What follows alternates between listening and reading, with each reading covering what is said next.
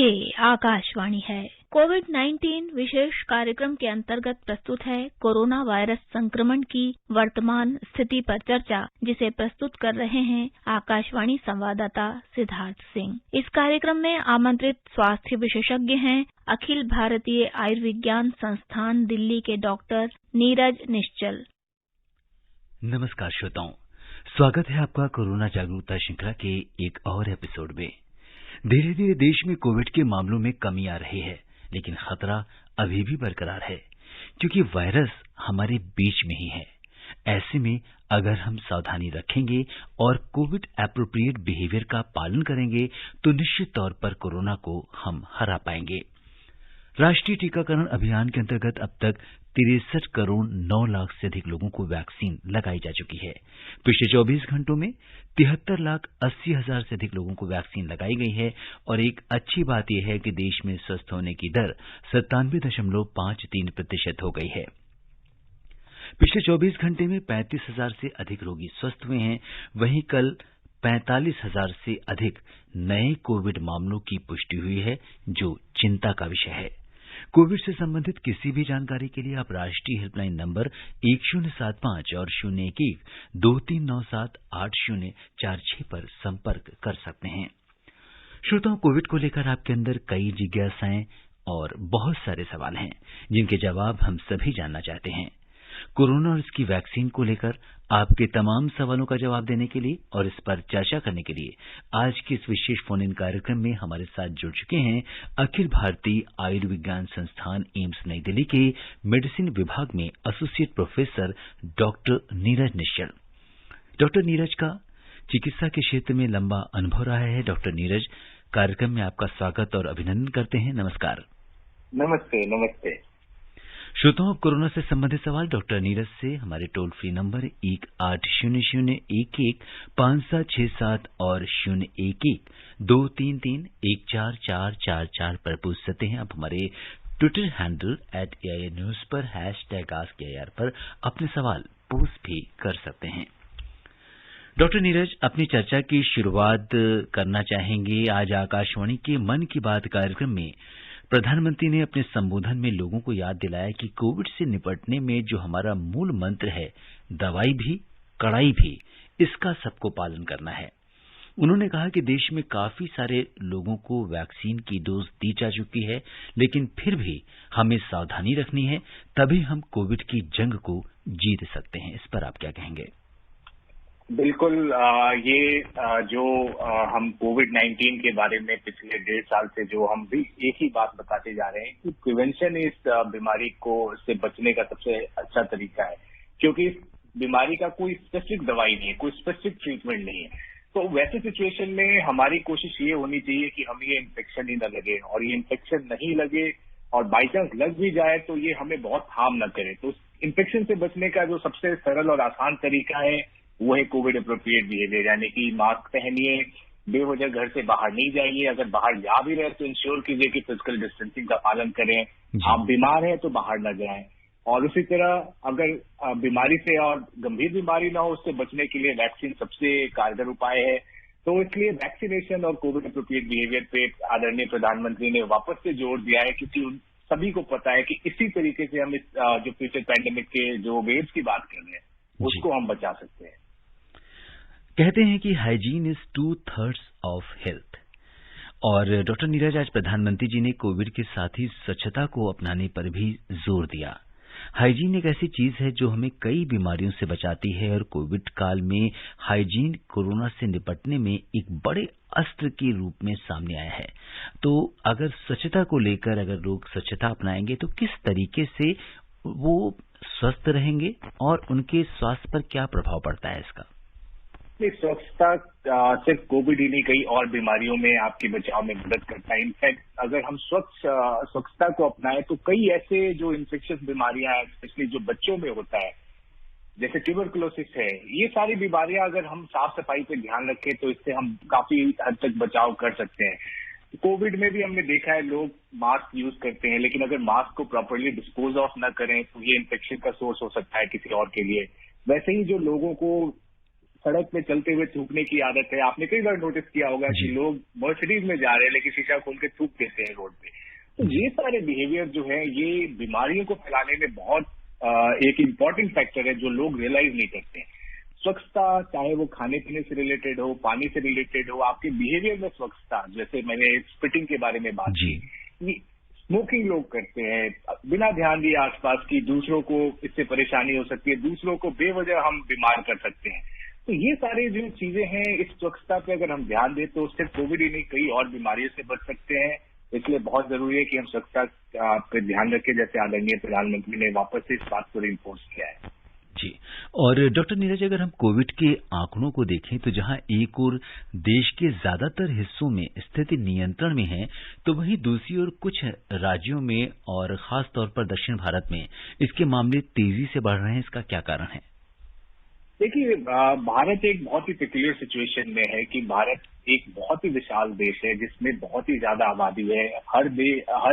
इसके हर हिस्से की अपनी चैलेंजेस है, अपने कल्चरल डिफरेंसेस हैं। तो जहां भी वल्नरेबल पॉपुलेशन होगा, जहां भी अभी तक लोग उस तरह से इन्फेक्ट नहीं हुए हैं, वैक्सीनेट नहीं हुए हैं, तो अगर ये बीमारी वहां तक जाती है तो काफी तेजी से फैलेगी। और जो डेल्टा वेरिएंट जैसे हमने सेकेंड वेव में देखा था, मैक्सिमम पार्ट ऑफ कंट्री में काफी तेजी से बढ़ा। कुछ पार्ट थे जिनमें वो उस तेजी से नहीं बढ़ा, तो वहां पे वल्नरेबल पॉपुलेशन वैसे ही थे। लोगों ने थोड़ी सी ढिलाई की, जिसके चलते एक बार जब ये समाज में वायरस घुसेगा, वल्नरेबल पॉपुलेशन होगा, तो केसेस में एक्सप्लोजन आएगा। वही चीज हम देख रहे हैं।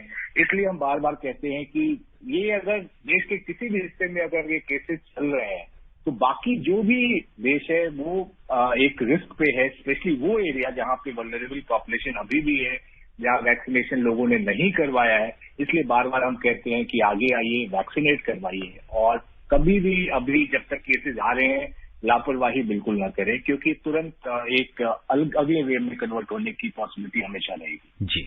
और डॉक्टर नीरज, इस समय त्योहारों का मौसम है, बाजारों में काफी भारी भीड़ देखने को मिल रही है। ऐसे में हम किस तरह के प्रोटोकॉल का पालन करें? देखिए, मैंने हमेशा यही माना है कि त्योहार जो है खुशियां बांटने का मौका होना चाहिए, बीमारी नहीं। और इस समय कोविड-19 एक ऐसा चैलेंज है जो सभी को झेलना पड़ेगा। तो मेरी सभी से ये रिक्वेस्ट है, बिल्कुल त्योहार है, खुशियां मनाइए। ऑफकोर्स अभी आजकल टेक्नोलॉजी के जमाने में हम दूर रहते हुए भी एक दूसरे से कनेक्टेड हैं, तो काफी हद तक आप कोशिश कीजिए कि कम से कम लोगों से मिले, कोई पब्लिक गैदरिंग में ज्यादा ना करें। अगर कोई बीमार है तो डेफिनेटली उसको इन सब गैदरिंग से अपने आप को अलग रखना चाहिए। कोविड एप्रोप्रिएट नियमों का पालन करें, तो इससे आप त्योहार का जो फर्वर है वो भी मेंटेन कर सकते हैं और साथ में किसी और के लिए रिस्क न बने ये भी कर सकते हैं। तो मेरा मानना है अगले साल 2 साल के लिए अगर त्योहार हम छोटे स्केल पे भी मनाए तो उससे कोई दिक्कत नहीं है, लेकिन बेवजह अगर किसी की जान चली गई इस चक्कर में तो वो हमारे लिए लाइफ लॉन्ग प्रॉब्लम हो सकती है। तो मैं ये कहूंगा, त्योहारों में खुशियां बांटिए, कोविड नहीं, और इसके लिए सबके पार्टिसिपेशन की जरूरत है, सबके सहयोग की जरूरत है। डॉक्टर नीरज, कई राज्यों में स्कूल की हम बात करेंगे दोबारा खुल गए हैं और कुछ राज्यों में स्कूल खोलने की तैयारी चल रही है। 1 सितंबर से बहुत सारे राज्यों में स्कूल खुल जाएंगे। ऐसे में आपसे जानना चाहेंगे कि बच्चों को किस तरह की सावधानी रखनी होगी? देखिए, आप सभी ने अब ये रियलाइज किया है कि कोविड-19 इतनी जल्दी जाने वाला नहीं है, तो इस वायरस के साथ हमें सरवाइव करने का जो तरीका सीखना पड़ेगा, और उसमें हम काफी हद तक सक्सेसफुल रहे। जो बाकी रूटीन एक्टिविटी है वो शुरू हो गया, लेकिन जो सबसे बड़ी परेशानी अभी तक रही है कि बच्चे जो सबसे इम्पोर्टेंट हैं वो एक तरह से अभी तक एक लॉकडाउन में पड़े हुए हैं, वो अपने स्कूल नहीं जा पा रहे हैं। जो स्कूल का जो मेन पर्पस है, चाहे वो मेंटल डेवलपमेंट हो, एक सोशल डेवलपमेंट हो, नॉलेज से रिलेटेड हो, ये वर्चुअल क्लास कभी पूरा नहीं कर सकते। ये सभी को धीरे धीरे समझ में आ रहा है, लेकिन एट द सेम टाइम हम बच्चों को खतरे में भी नहीं डाल सकते। तो एक प्रैग्मेटिक वे में हमें इस सिचुएशन को अप्रोच करने की जरूरत है, और उसी तरीके से अभी जैसे दिल्ली में अभी पॉजिटिविटी रेट काफी कम है, केसेस कम है, चीजें कंट्रोल में है, तो एक कंट्रोल्ड वे में हम स्कूल को खोल सकते हैं। डेफिनेटली एक साथ सारे बच्चे अभी हम स्टार्ट नहीं कर सकते हैं, लेकिन इसमें सावधानी स्कूल और अभिभावक दोनों को बरतने की जरूरत है। और मैं कहूंगा कि जो पेरेंट्स हैं उनको स्पेसिफिकली ध्यान देना पड़ेगा कि अगर घर में कोई बीमार है, बच्चा बीमार है, तो प्लीज उसे स्कूल न भेजे, क्योंकि ये फिर बाकी लोगों के लिए खतरे की बात हो सकती है। जहाँ तक एक्सपर्ट्स कई मानते हैं कि नहीं अगला वेव बच्चों के लिए ज्यादा खतरनाक होगा, तो काफी एक्सपर्ट ऐसा भी मानते हैं कि जो रिस्क फैक्टर बच्चों का पिछले वेव में जैसे था, जिस लेवल पे रिस्क पे थे, अगले वेव में उससे ज्यादा कोई रिस्क होने की पॉसिबिलिटी नहीं होगी अनलेस कि वायरस अचानक से म्यूटेट कर जाए, क्योंकि बच्चे जो है नॉर्मली उनमें कोई कोमॉर्बिडिटी नहीं होती है, उनके जो रिसेप्टर्स जिसके थ्रू ये वायरस अटैक करता है वो उस वे में इस वायरस को सपोर्ट नहीं करता है। उसके अलावा जो बच्चों का जो लंग कैपेसिटी रिजेनरेट करने की है वो एडल्ट के मुकाबले काफी बेहतर होती है। उसके अलावा जो आपका इम्यून रिस्पॉन्स जो इन सब वायरस के अगेंस्ट जिसके चलते बेसिकली एडल्ट को ज्यादा परेशानी होती है, एक सिंपल टर्म में कहे कि बच्चों का इम्यून रिस्पॉन्स काफी प्लायबल होता है। तो ये सारे फैक्टर्स वैसे के वैसे ही हैं। तो ये सोचना कि अगले वेव में बच्चे ज्यादा खतरे में आ जाएंगे ऐसा नहीं है, बट ऑफकोर्स सावधानी रखने की जरूरत है। थोड़ी भी लापरवाही बहुत भारी पड़ सकती है, इसलिए अभी राइट टाइम है कि जब हम स्कूल हाइब्रिड मोड में खोलने के बारे में सोच सकते हैं। लेकिन फर्स्ट साइन ऑफ प्रॉब्लम अगर हमें दिखा कि पॉजिटिव रेट धीरे धीरे बढ़ रहा है, परेशानियां बढ़ रही हैं, तो स्कूल बंद करने में हमें बिल्कुल कोताही नहीं करनी चाहिए। लेकिन I think this is the right time कि हम स्कूल ओपन करने के बारे में प्लान कर सकते हैं। जी, और डॉक्टर नीरज, जिस समय बच्चों की वैक्सीन को लेकर काफी चर्चा है, और जैसा कि स्वदेश में जो विकसित ज़ाइको डी को तो इमरजेंसी अप्रूवल मिल ही चुका है, कोवैक्सीन को लेकर भी बच्चों में क्लिनिकल ट्रायल्स किए जा रहे हैं, एम्स में भी क्लिनिकल ट्रायल्स हुए हैं, तो बच्चों की वैक्सीन को लेकर आप क्या कहेंगे? बिल्कुल, बच्चों की वैक्सीन की जरूरत काफी ज्यादा है, क्योंकि ऑफकोर्स ये वैक्सीनेशन होने के बाद हम उनके जो रूटीन लाइफ स्टार्ट करने में हम ज्यादा कॉन्फिडेंट होंगे। तो ये ऑफकोर्स जो जाइडस की जो डीएनए वैक्सीन अप्रूव हुई है, होपफुली वो जल्दी ही बच्चों को लगनी शुरू हो जाएगी। उसके अलावा और जो वैक्सीन पाइपलाइन में, जैसे आपने कोवैक्सीन के बारे में बात की, और भी जो ऑलरेडी जो बाहर अप्रूव है वो धीरे धीरे इंडिया में अप्रूव होने शुरू हो जाएंगे। तो कुल मिलाकर फ्यूचर ब्राइट है। लेकिन हमें सोचने की बात है कि अप्रोक्सीमेटली, अगर मैं गलत नहीं हूं, तो अराउंड 42 करोड़ इस एज ग्रुप में लोग हैं जिनको वैक्सीनेशन की जरूरत पड़ेगी। तो इनको वैक्सीनेट करने में हमें टाइम लगेगा, क्योंकि मिनिमम 2 डोज मैक्सिमम वैक्सीन के हैं, और जो ये जाइडस का वैक्सीन है उसमें 3 डोज की जरूरत है। तो ये जो है समय लेगा। तो कैसे हम इस समय के बीच में बच्चों को सुरक्षित रखते हुए उनके जो ओवरऑल डेवलपमेंट में कोई दिक्कत नहीं आने दें, वो हम सबकी रिस्पॉन्सिबिलिटी है। जो ऑनरेबल पीएम ने पहले भी कहा था कि सबका साथ सबका प्रयास। तो इस बच्चों के सेफली स्कूल जाने और आने में स्कूल एडमिनिस्ट्रेशन के साथ साथ पेरेंट्स का इक्वल रोल है, और इसलिए फिर से रिटेरेट करें कि सबका साथ और सबका प्रयास अगर रहा तो बच्चे सुरक्षित वे में स्कूल जा सकते हैं और अपनी पढ़ाई कर सकते हैं। और जो श्रोता हमसे अभी भी जुड़े हैं उन्हें बता दें कि कोरोना जागरूकता श्रृंखला के आज के इस विशेष कार्यक्रम में हिस्सा ले रहे हैं अखिल भारतीय आयुर्विज्ञान संस्थान एम्स नई दिल्ली के मेडिसिन विभाग में एसोसिएट प्रोफेसर डॉक्टर नीरज निश्चल।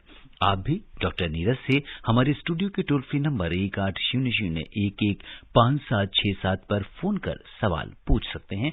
और आज के कार्यक्रम के हमारे पहले कॉलर हैं दिल्ली से धर्मवीर जी। धर्मवीर जी नमस्कार, कार्यक्रम में आपका स्वागत है। जी नमस्कार, मैं धर्मवीर गांधीनगर दिल्ली से बोल रहा हूँ। डॉक्टर धर्मवीर जी नमस्ते। हम किसी को साथ लेके गए थे डॉक्टर वैक्सीन कराने के लिए, उनके पास आधार कार्ड नहीं था और उनको वो वैक्सीन देने से उन्होंने मना कर दिया कि बिना आधार के, बिना रजिस्ट्रेशन के नंबर उनको वैक्सीन नहीं दी गई। इसके लिए हमें क्या करना पड़ेगा? ऐसे काफी लोग हैं दिल्ली में जो बिना आधार कार्ड के हैं, इनके पास आधार कार्ड नहीं है। तो जैसे कि वो लोग हैं जो बेघर हैं, हमारे आसपास रहते हैं, उनके लिए भी हमें ही सोचना पड़ेगा, सरकार को भी सोचना पड़ेगा कि इसके लिए क्या करा जाए।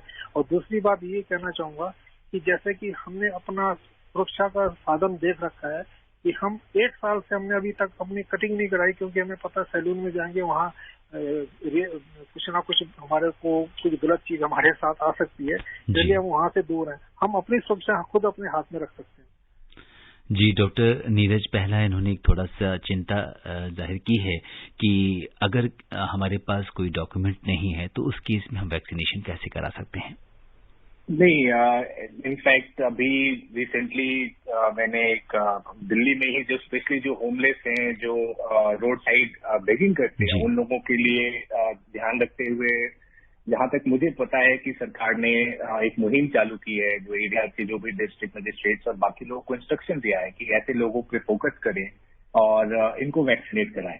तो डेफिनेटली ये चैलेंजिंग एस्पेक्ट है कि स्पेशली जिनके पास कोई डॉक्यूमेंट नहीं है ना, आई एम श्योर कि सिर्फ आधार कार्ड के बेसिस पे किसी को मना कोई नहीं करेगा, बट ऐसी कोई भी चैलेंजेस है तो जो लोकल एडमिनिस्ट्रेशन है अगर उन तक ये बात पहुंचाई जाए तो आई एम श्योर वो हेल्प करेंगे और इस तरह की कोई भी परेशानी आ रही है उसको डील करेंगे।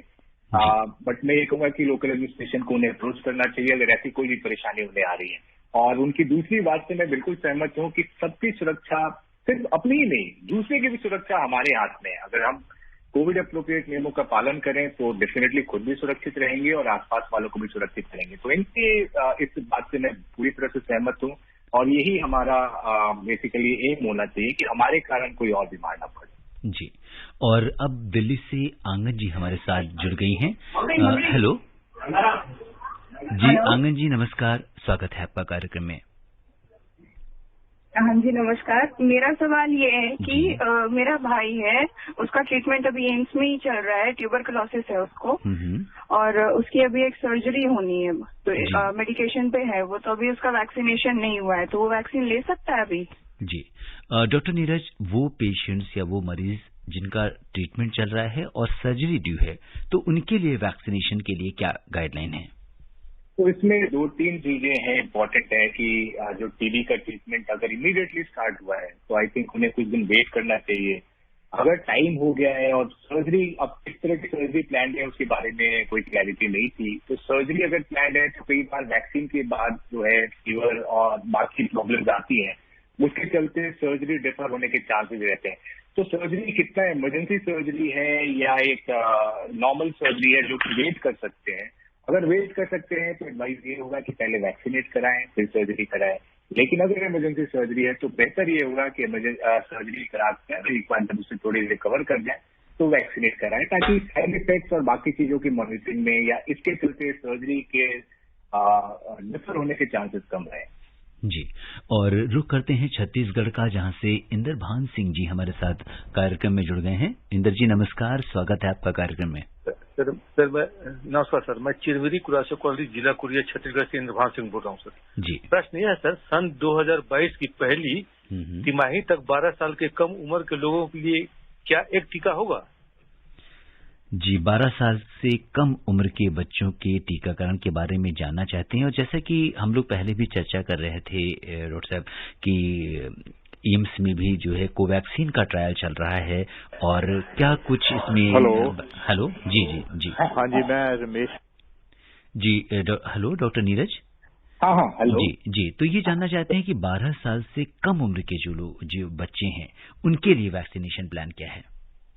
तो ये टू बी वेरी फ्रैंक अब उस प्लान का मैं पार्ट नहीं हूँ, लेकिन जो भी इंफॉर्मेशन हम अवेलेबल है या उस जो हमें आइडिया लग रहा है उसके अकॉर्डिंग बहुत जल्दी 2 हफ्ते से 1 महीने के अंदर काफी हाई चांसेस है कि एटलीस्ट 12 साल के ऊपर वाले बच्चों को वैक्सीनेशन स्टार्ट कर दी जाएगी।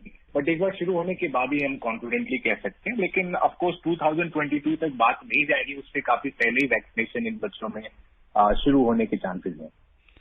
जी बिल्कुल, और आपसे ये जानना चाहेंगे, हमारे कॉलर हमें ये लिख रहे हैं कि इस समय देश में उनके पास बहुत सारी वैक्सीन्स का ऑप्शन हो चुका है, कोवैक्सीन, कोविशील्ड और स्पुतनिक तो है ही है, साथ में बहुत सारे ऐसे लोग हैं जो मॉडर्ना और जॉनसन एंड जॉनसन का भी वेट कर रहे हैं। तो ऐसे में क्या वैक्सीन का जो चुनाव है वो लोगों को इतना करना चाहिए या जो वैक्सीन अवेलेबल हो उसे ही लगवा लेनी चाहिए? देखिए, इस पैंडेमिक के सिचुएशन में अगर आप बेस्ट वैक्सीन का वेट करें तो शायद आपके लिए देर हो सकता है, या अगर आप सुरक्षित रहे तो आप इन्फेक्ट होकर दूसरों को परेशान कर सकते हैं। तो सभी एक्सपर्ट का ये मानना है कि जो भी वैक्सीन अभी अप्रूव्ड है इस देश में लग रहे हैं वो आपको इस पैंडेमिक में, इस बीमारी से बचने में, या अगर आप इन्फेक्ट हो जाते हैं तो गंभीर बीमारी में कन्वर्ट ना हो, उससे बचाने में सक्षम है। तो मैं यही कहूंगा कि वैक्सीन के चुनाव के चक्कर में आप अपना समय वेस्ट न करें।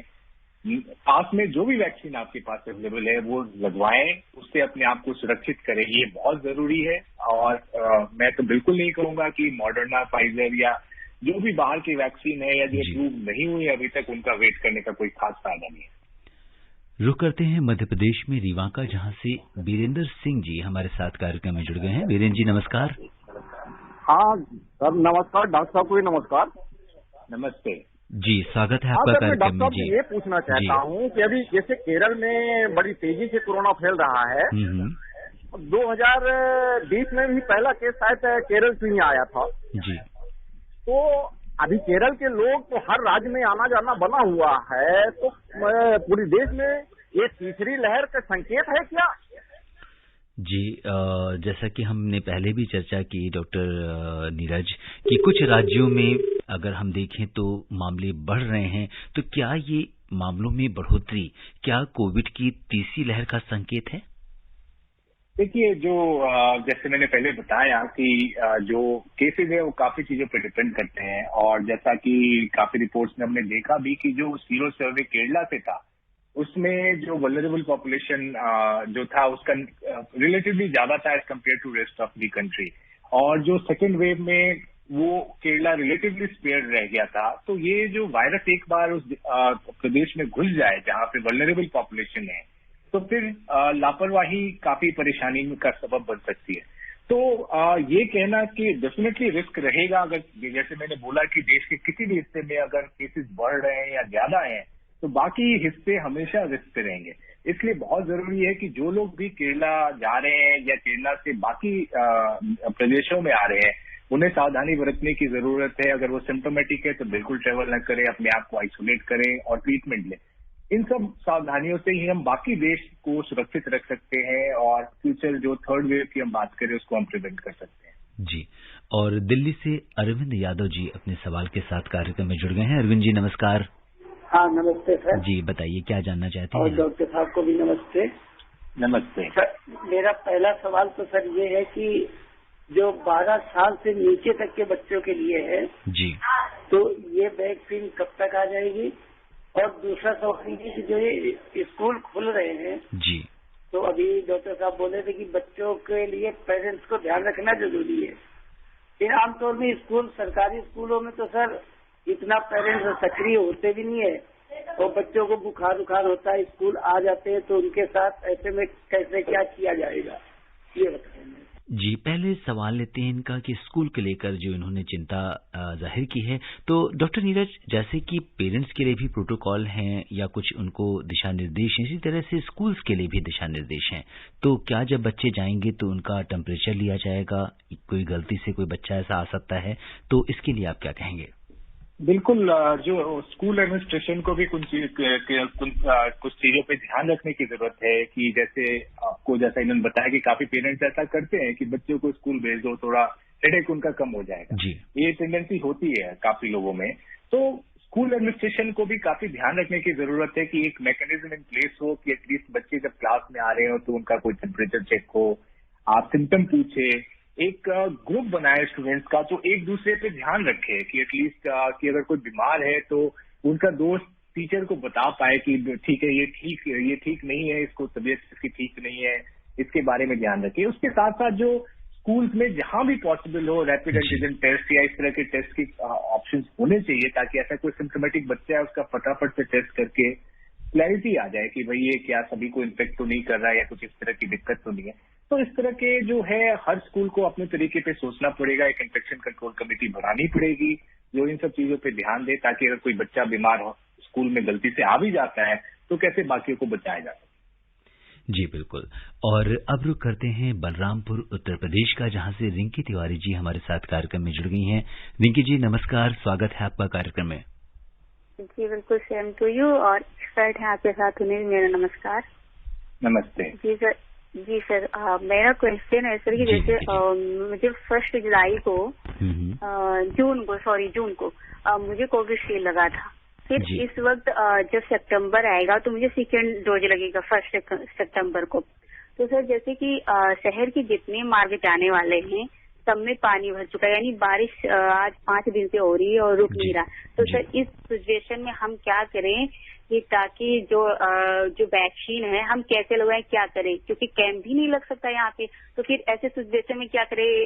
जैसे एक्सपर्ट भी बताते हैं कि जो इम्यूनिटी होती है, रोग प्रतिरोधक क्षमता होती है, वो अगर नहीं लगेगा तो फिर इंसान तक नहीं जा सकते। तो ऐसे सिचुएशन में क्या करें? धन्यवाद। जी, रिंकी जी का जो सवाल है डॉक्टर नीरज कि कोविशील्ड में ये 1 जून को लगवाई थी और 90 दिन के बाद दूसरी वैक्सीन ड्यू होनी है, लेकिन शायद कुछ राज्यों में जैसा कि बहुत ज़्यादा बारिश हो रही है तो ये जा नहीं पाएंगी। तो ऐसे में क्या अगर 2 वैक्सीन के बीच में थोड़ा अंतर जो है, जो निश्चित अंतर है, उसमें थोड़ा सा अगर समय बढ़ जाता है तो क्या दिक्कतें आ सकती हैं या वो लगवा सकते हैं उस टाइम पीरियड में? नहीं, बिल्कुल कोशिश तो ये होनी चाहिए कि जैसे ही वैक्सीन ड्यू है आप फटाफट से लगवाएं, प्रेफरेबली विद इन 1 वीक, क्योंकि स्टडीज ने दिखाया है कि अगर आप वैक्सीन का ड्यूरेशन जो सेकेंड डोज का अगर आप मिस कर रहे हैं, डिले कर रहे हैं, तो इम्यून रिस्पॉन्स उतना अच्छा नहीं आ सकता है। तो इनके पास एक चैलेंज है कि शायद बारिश के चलते जिस एरिया में रहती है वो बाकी एरिया से कट ऑफ है। तो आई एम श्योर कोई ना कोई ऐसा गवर्नमेंट हेल्पलाइन जहां भी ये रहती होंगी वहां पे ये कुछ होगा, and I am sure administration कोई ना कोई रास्ता निकालेगी ताकि ये वैक्सीन जो है समय पे लगवा पाए। और कोशिश यही होनी चाहिए कि जो भी सेकेंड डोज का ड्यूरेशन है, जब टाइमिंग है, आप उसके आसपास ही लगवाएं, इसमें डिले न करें। रुक करते हैं बड़ौद से महेश शर्मा जी हमारे साथ कार्यक्रम में जुड़ गए हैं अपने सवाल के साथ। महेश जी नमस्कार, स्वागत है आपका कार्यक्रम में। नमस्कार जी। जी महेश जी बताएं, क्या जानना चाहते हैं? मैं मालूम करना चाह रहा था, लॉन्ग कोविड के कारण जो लोग बाग सूंघने की शक्ति और जो है स्वाद को खत्म हो जाता है, वो कब तक वापस आ जाएगा, ये बताने की कृपा करें। जी डॉक्टर नीरज ये जानना चाहते हैं कि कोविड में जो loss of taste and smell है तो वो कब तक वापस आ जाती है, कितने दिन का ये ड्यूरेशन रहता है? देखिए, जो नॉर्मली जो हमने नोटिस किया है, जो हमने एक्सपीरियंस किया है, जो हमारे फॉलो पेशेंट्स हैं जिनमें भी लॉस ऑफ टेस्ट या स्मेल होता है, यूजुअली 1 हफ्ते से 4 हफ्ते के बीच में मेजोरिटी ऑफ पेशेंट्स का ये दोनों चीजें वापस आ जाती है। लेकिन एक सबसेट ऑफ पॉपुलेशन होता है जो हार्डली 1 से 2% के करीब होता है, जिसमें जो है टेस्ट थोड़ा सा ऑल्टर हो जाता है, यानी कि वो टेस्ट जो पहले जो नॉर्मल फील करते थे वो थोड़ा सा गड़बड़ हो जाता है। उसी तरह स्मेल, जो स्ट्रॉन्ग स्मेल जो पहले आराम से स्मेल कर पाते थे वो नहीं कर पाते। लेकिन majority of patients irrespective of की क्या प्रॉब्लम थी इनिशियली, 3 महीने तक में वो डेफिनेटली रिकवर कर जाते हैं, जो कि बहुत कम से ऐसे पेशेंट हैं। तो टाइम देना पड़ता है, समय के साथ ये खुद ही ठीक होगा, इसका कोई मेडिकल ट्रीटमेंट अनफॉर्चुनेटली नहीं है, बॉडी खुद ही रिकवर करता है। तो जो भी लॉन्ग कोविड सिम्टम्स हैं उनको समय देना पड़ता है, बॉडी धीरे धीरे खुद रिकवर कर पाती है। लेकिन किसी ऐसी परेशानी जो आपको बहुत परेशान कर रहा है उसमें डॉक्टरी सलाह जरूर लें। जी, और अगर समय इजाजत नहीं दे रहा है कि हमारे हालांकि एक कॉलर और हैं तपस कुमार जी। तपस जी जल्दी से अपना सवाल पूछिए, समय बहुत कम है। जी बताइए, क्या जानना चाहते हैं? जी सर नमस्कार, मैं तपस कुमार हाजरा, सागरपुर न्यू दिल्ली से। सर मैं सोच रहा हूँ कोरोना काल में हमें जो सरकार से दिशा निर्देश जारी किया उसको तो एकदम डेफिनेटली हमें उसको पालन करना ही पड़ेगा। तपस जी अपना सुझाव भी दे रहे हैं कि जो दिशा निर्देश हैं सरकार के उसको हमको पालन करना ही पड़ेगा। लेकिन अब समय हमारे पास कम है। डॉक्टर नीरज, आप आकाशवाणी के इस कार्यक्रम से जुड़े और श्रोताओं के प्रश्नों का उत्तर दिया, आपने हमसे चर्चा की, आपका बहुत बहुत धन्यवाद और आभार। Thank you. श्रोताओं आपसे ही कहेंगे, डॉक्टर नीरज ने आपको कोरोना से बचने के लिए जो भी सावधानियां बताई हैं आप उनका पालन कीजिए। कोविड का खतरा अभी भी बरकरार है, इसलिए आप अपना बहुत बहुत ख्याल रखिएगा। इसी के साथ इजाजत दीजिए अपने होस्ट और दोस्त सिद्धार्थ सिंह को। नमस्कार। कोविड-19 विशेष कार्यक्रम के अंतर्गत अभी आप सुन रहे थे कोरोना वायरस संक्रमण की वर्तमान स्थिति पर चर्चा, जिसे प्रस्तुत कर रहे थे आकाशवाणी संवाददाता सिद्धार्थ सिंह। इस कार्यक्रम में आमंत्रित स्वास्थ्य विशेषज्ञ थे अखिल भारतीय आयुर्विज्ञान संस्थान दिल्ली के डॉक्टर नीरज निश्चल। यह कार्यक्रम आकाशवाणी के समाचार सेवा प्रभाग द्वारा प्रस्तुत किया गया। इसे आप हमारे mobile app news on AIR और YouTube channel news on AIR official पर भी सुन सकते हैं। इस कार्यक्रम के संबंध में अपनी प्रतिक्रिया आप हमें ईमेल कर सकते हैं। पता है airnsdtalks@gmail.com। ये कार्यक्रम फिर से सुनने के लिए लॉग ऑन करें हमारी वेबसाइट newsonair.nic.in।